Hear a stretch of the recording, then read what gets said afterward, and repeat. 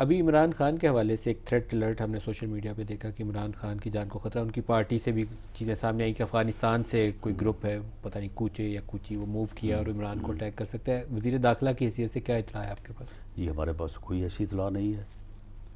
اور یہ اس قسم کی جو ہے وہ گفتگو جو ہے وہ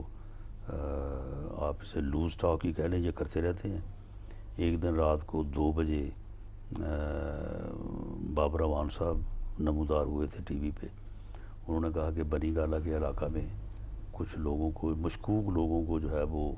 گھومتے ہم نے دیکھا ہے۔ تو اگلے 24 گھنٹے جو ہیں وہ بڑے سیریس ہیں، عمران خان صاحب کے اوپر حملہ ہوگا، اور حملہ بھی ایک ونڈو کے ذریعے سے ہوگا، تو جناب یہ بڑی صورتحال خراب ہے۔ تو ہم نے اس وقت بھی خیر پھر ان چیزوں کو آپ بالکل ان اٹینڈنٹ نہیں چھوڑ سکتے، ہم نے کوئی بھاگ دوڑ کی، پتہ کچھ بھی نہیں تھا، کچھ بھی نہیں تھا۔ آپ کی وزیر داخلہ کی حیثیت سے ایسی کوئی اطلاع نہیں نہ ہے، یہ کوئی نہیں، انٹیلیجنس نہیں انفارمیشن نہیں ہے ہم کہ عمران نہیں کو اٹیک کیا جا نہیں سکتا؟ ہم نے جو ہے وہ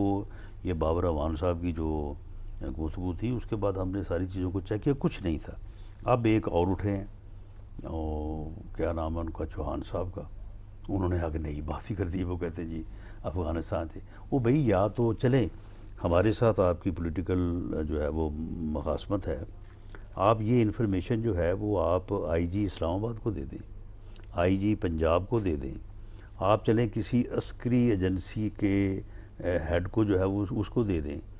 آپ چلیں چیف جسٹس آف پاکستان کو دے دیں کہ جناب یہ افغانستان کا فلاں صوبہ ہے، اس میں یہاں پہ یہ سازش ہوئی ہے،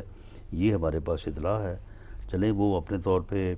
گورنمنٹ کو کہیں یا کسی ایجنسی کے ذمہ لگائیں گے جی آپ چیک کر لیں، ایسے ہی اٹھ کے جناب بات کر دینا اور ایک ہائپ جو ہے وہ کریٹ کرنا۔